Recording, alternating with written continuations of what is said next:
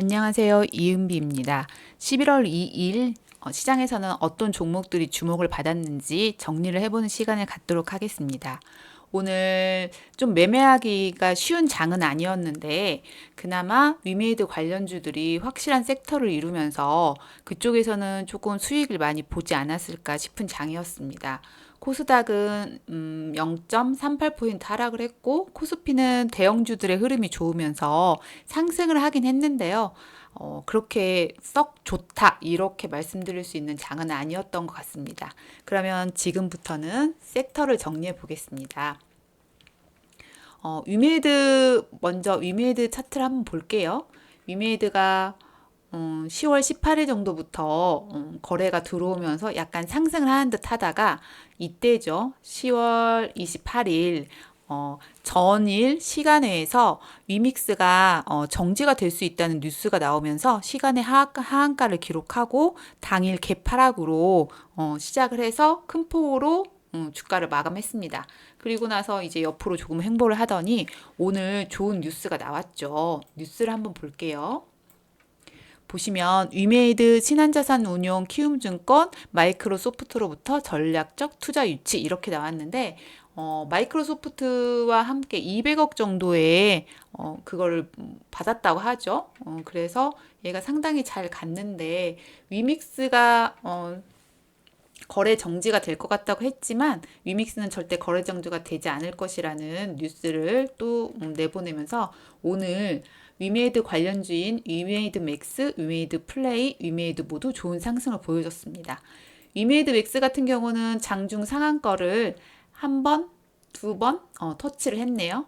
한 번, 두 번, 세 번이네요. 그래서 이때죠. 10시 35분부터 모든 종목이 위메이드 맥스, 위메이드 플레이 모두 좋은 모습을 보여줬습니다. 거래대금도 상당히 많이 들어왔기 때문에 투자를 많이 하셨던 분들도 좋은 수익으로 당일 단타를 할 수 있었던 섹터였던 것 같고요. 오늘 장이 시작하기 전부터 큰 뉴스가 나왔죠. 우리나라엔 좀 좋지 않은 뉴스였는데 북한이 또 일을 저질렀죠. 보면 NLL 이북 공해 미사일 세발 발사, 전투기로 대응 사격 이런 식으로 나왔는데 2일 북한이 동해상 북반 한계선 이남으로 탄도미사일 발사에 대응해 우리 군이 이렇게 미사일을 공격했다 했는데 장이 시작하기 전에 북한이 NLL 안쪽으로 미사일을 발사를 했는데 이 NLL 안쪽으로 미사일을 발사를 한 거는 남북이 갈라지고 난 이후에는 처음이라고 하네요. 그래서 굉장히 뉴스에서도 많이 다루고 했는데 이 때문에 방산주가 조금 올라갔어요. 근데 생각보다는 뭐 큰 영향을 받지는 않았던 것 같은데 빅텍이 대장이었고 장중 15% 가까이 상승을 보였습니다. 그리고 퍼스텍, 휴니드 등이 있었는데 앞으로 북한의 도발이 조금 계속 연결이 된다면 이쪽 부분은 어떻게 될지 한번 보셔야 될 것 같고요. 네옴시티 관련주는 어제 정말 좋았던 섹터죠. 그런데 오늘은 큰 매력은 없었어요. 그런데 어제 시간의 상한가를 갔던 도화 엔지니어링을 저는 참 좋게 봤는데 보시면 여기에서 시가 갭을 10.5%나 띄우고 그리고 거의 어때요? 여기 부분 보시면 여기 전고 부분까지 터치를 한 후에 다시 상승을 했죠. 전고 부분 터치라고 하면 이쪽에서 보면요. 여기 이 부분이거든요. 그래서 이쪽 부분에서 다시 상승을 한 모습이 좋아서 저는 개인적으로 이 종목은 참 좋게 매매를 했고요. 현대무빅스가 어제 장 후반에 이렇게 좋은 상승이 나오면서 오늘도 장 초반에 좋은 흐름을 보여줬습니다. 그리고 핀텔이 신규 상장주였는 줄 알았는데 이쪽 네옴시티로 편입이 되면서 상승을 했거든요. 보면 2016년 사우디아라비아의 에이벡스 솔루션 판매권으로 수출 및 협업을 진행한 바 있다. 이 뉴스가 다시 부각이 되면서 핀텔도 역시 네옴시티로 상승을 했습니다. 하지만 뭔가 지켜주는 모습은 보이지 않았죠. 그래서 이쪽 부분 네옴시티는 이렇게 정리를 하고요. 자, UAM 관련주도 장 초반에 좋은 모습을 보였는데 보시면 뱃셀 같은 경우에는 시가 갭을 띄웠죠. 시가 갭을 띄우면서 하락을 했고, 같은 섹터지만 PC 디렉트는 어때요? 시가 갭이 없으면서 안정적으로 상승을 했습니다.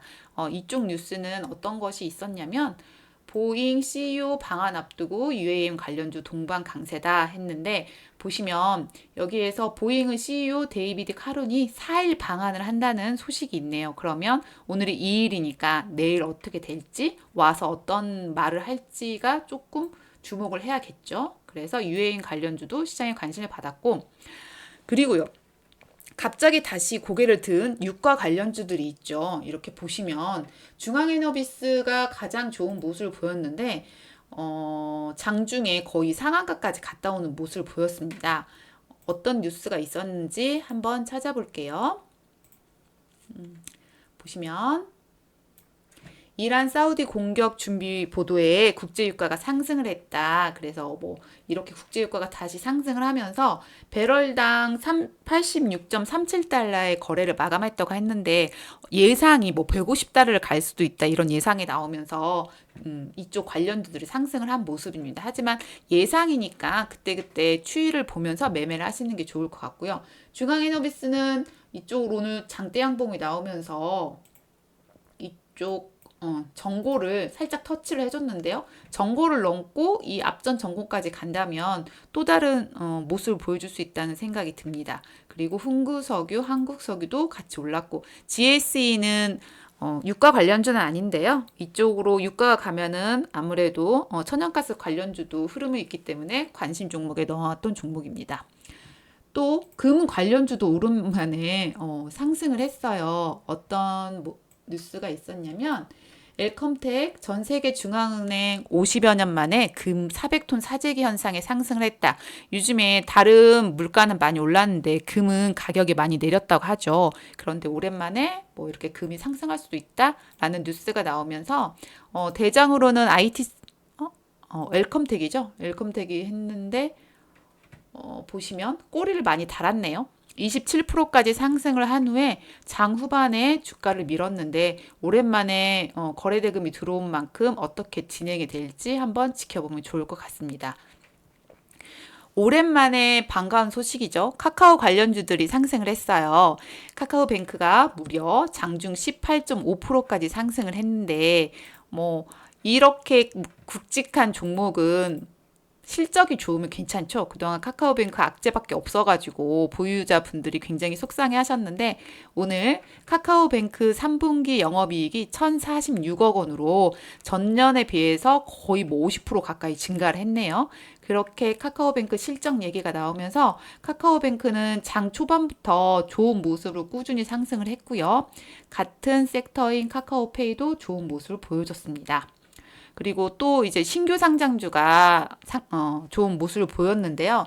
탑 머티리얼이 장 초반에 엄청난 수급을 가져가면서 이렇게 상승을 했습니다. 이때 상승하고 조금 눌렸을 때 다시 상승을 했을 때 이 거래대금을 보시면 좋을 것 같고요. 오늘 보시면 신규 상장주인데 여기 처음에 전고를 완전히 뛰어넘었죠. 그러면 이 차트도 어떻게 만들어지는지 보시면 될 것 같고, 플라즈맵은 역시 신규 상장주인데요. 장 후반에 이렇게 장중에 갭을 띄우면서 상승을 한 모습이에요. 어떤 뉴스가 있었는지 한번 볼게요. 플라즈맵은 미 큐메드와 859억 공급 계약을 체결했다는 뉴스가 나왔네요. 공급 계약을 체결했으면 이게 실적으로 반영이 되니까 아무래도 영향을 줄 수밖에 없죠. 그래서 주가가 많이 상승을 했고요. 거래대금도 상당히 좋은 모습입니다. 샤페론도 오전에 잠깐 상승을 했었는데요. 이건 약간 하락 추세여서 돌리는데 시간이 걸릴 것 같습니다. QRT는 오늘 신규 상장한데 많이 하락을 했죠. 요즘에는 신규 상장주가 상승을 한 후에 그 다음 날이나 다다음 날 다시 주가를 올리는 경우가 있는데, 그거는 수급이 조금 안정적으로 들어왔을 때 가능한데, 이 종목은 수급이 그렇게 안정적인 모습은 아닌 것 같아서 지켜봐야 될 것 같습니다. 마지막으로 시간에 한번 알아볼게요. 시간에서 알티캐스트, 롯데정보통신, S트래픽, 디스플레이텍이 엄청 좋은 모습을 보였어요. 그러면 어떤 뉴스가 있었는지 한번 보겠습니다. 정인선, 신동빈 전기차 동맹을 맺는다. 충전 인프라에 3천억 투자. 이런 뉴스가 나왔네요. 두 거대 그룹이 전기차 충전 인프라 확대를 위해서 3천억 원을 공동 투자한다 해서 시간에서 관련주들이 모두 다 좋은 모습을 보였거든요. 그럼 차트를 한번 보면 일단 상한가를 기록한 S트래픽 볼게요. 이때 10월 28일 날 일단 좋은 모습을 보였었는데 다시 여기 121선 지지를 받으면서 시간의 상한가를 기록했고 내일 어떤 모습을 보일지는 한번 지켜봐야 될 것 같습니다. 그리고 롯데정보통신 역시 시간의 상한가를 기록했는데 이 종목은 모르겠어요. 개인적으로는 매매를 안 할 것 같고요. 그리고 디스플레이텍도 상당히 끼가 많은 종목이죠. 요즘에는 거의 거래 대금이 없었는데 시간에 좋은 모습을 보여줬습니다. 그러면 이 시간에서 상승을 했던 이 종목들이 내일 시가 갭을 띄우고 어떻게 되는지 한번 지켜보면 좋을 것 같습니다. 나머지 이렇게 개인 종목, 개별 종목이 있는데요. 이거는 그냥 개인적으로 넣어놓은 거니까 한번 보시고요. 어제 네옴시티 관련주도 좋았지만 원전 관련주도 상당히 좋았죠. 그런데 원전 관련주 보시면 모두 다 하락을 했습니다. 매매를 하시는 분들은 어느 정도 뉴스를 받아보죠. 원전 관련주는 어땠나요? 제가 뉴스를 가져올게요. 원전 관련주는 오전에 장이 시작하기 전에 이미 뉴스가 나왔거든요. 보시면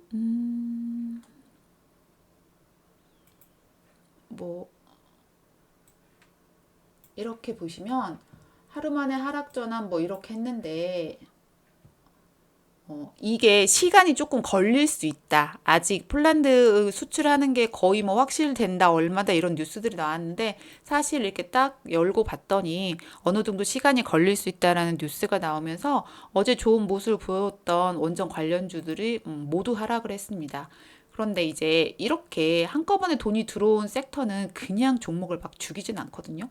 생각보다 많이 눌렸는데 여기에서 일봉을 기준봉을 삼아서 눌림 매매를 한다면 그래도 다시 언젠가는 시장에 관심을 받지 않을까라는 생각을 합니다.